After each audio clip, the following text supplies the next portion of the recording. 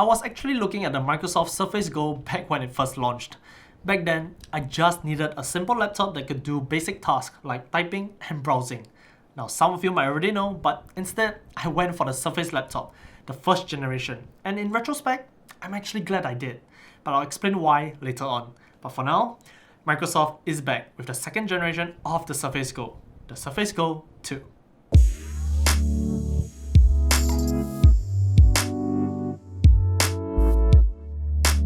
Design-wise, the Surface Go 2 looks exactly the same as the previous generation. It has the same magnesium construction that not only looks great but feels good as well. The moment you hold it in your hands, you can tell that Microsoft paid attention to the details. It just feels that premium, and with it being matte, it doesn't pick up fingerprints at all, so it stays looking fresh no matter how you use it. Included of course is the kickstand, which allows you to prop the Surface Go 2 at almost any angle. It feels really durable and solid, just like in the Surface Go, and is probably the best kickstand in the market. Now one thing to note, not only is the design the same, but the physical dimensions as well. This means that if you have an original keyboard for the Surface Go, it will just fit. You of course get your power button and volume rocker on the sides, which is the bare minimum you should have for a 2-in-1 device. We now come to the main difference between the Surface Go 2 and the first generation Surface Go, and that's the display. Despite keeping the same physical dimensions, Microsoft has managed to cram half an inch more of display. This in turn also means that those clunky bezels are gone and are now slightly thinner. While it isn't that thin like say compared to the iPad Pro, that slight difference does make a noticeable difference when you are using it, so it's a huge welcome. Along with the slight increase in display, it's also a bump in resolution. The Surface Go 2 now sports a resolution of 1920 by 1280, which also increases the pixels per inch just slightly, while keeping to that same 3:2 aspect ratio that I personally enjoy. The IPS panel does also cover 100% sRGB while hitting a max brightness of about 400 nits. In short, it's a slightly bigger display that's great for enjoying content on YouTube with its rich and vibrant colors, and has a high enough of a resolution that makes simple tasks like browsing great, as text is sharp and you can also see slightly more information since there's more vertical space. Next, we come to the webcam, and this is a webcam that every laptop should have. Microsoft has set the bar for what a laptop webcam should be, and every other brand should be ashamed. The 5-megapixel front-facing camera on the Surface Go 2 is just really good. Much better than most laptops out there, if not all. As you can tell, the automatic white balance is also really great, and even the highlights and shadows are pretty well controlled. The microphones does sound decent. I would say it's good enough for a business meeting.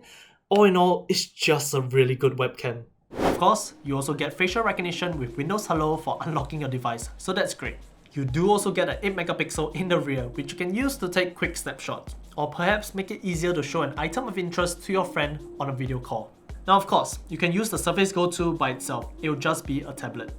But I dare say that most of you who are looking at the Surface Go 2 would want to use it with a type cover.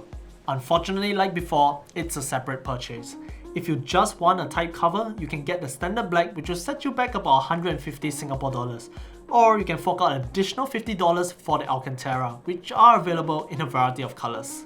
Personally, I do enjoy using the Alcantara, but you have to remember that it's an additional $200 that you have to take into consideration.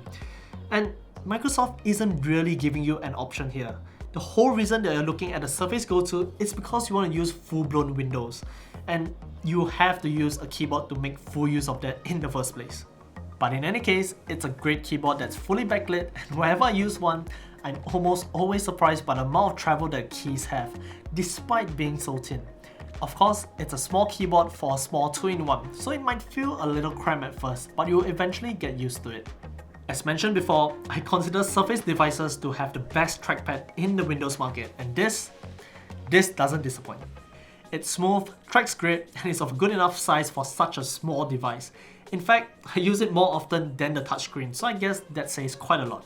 With the type cover, you can also prop it up slightly at an angle depending on your preference, and of course, it will protect the display as you carry the Surface Go 2 around. Ports wise, you get just a single USB-C which does support display output, data transfer, and charging, along with a headphone jack, the Surface Connect port, and a microSD card reader.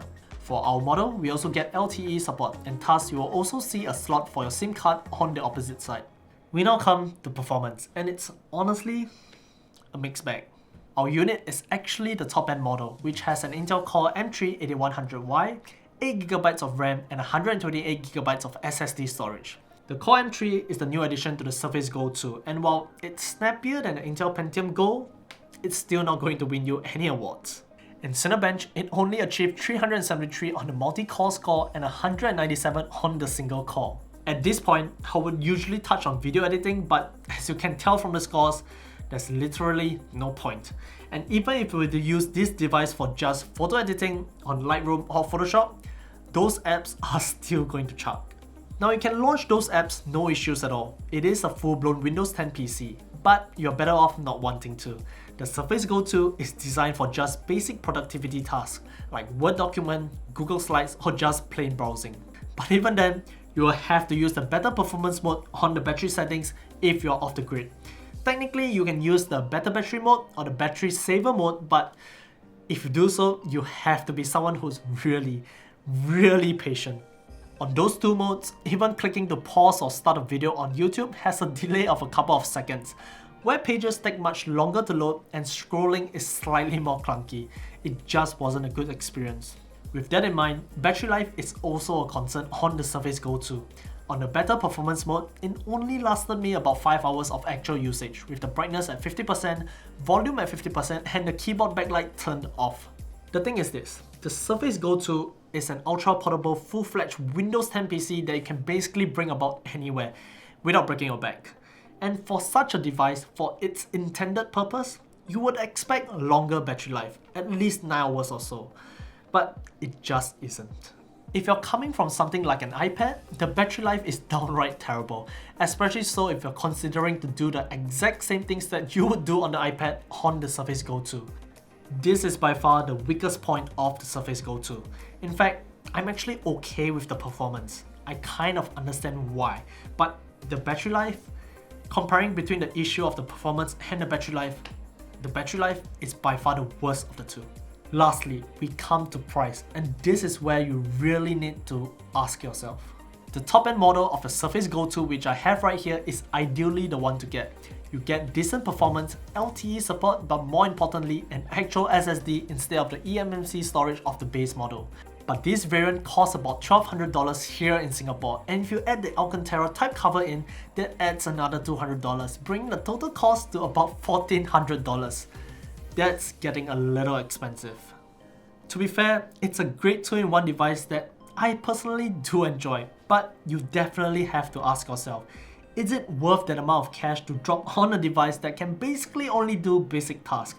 And how important is it to you that you require full-blown Windows 10 in the tablet form factor? If it is, great, by all means.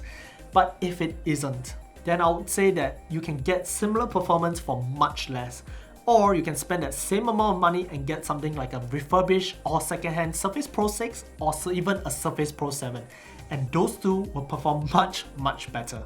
Like I mentioned, back when the first generation Surface Go launched, I personally got the first generation Surface laptop. And even till today, that 7th generation Intel Core i7 still performs better than the Core M3 in the Surface Go 2.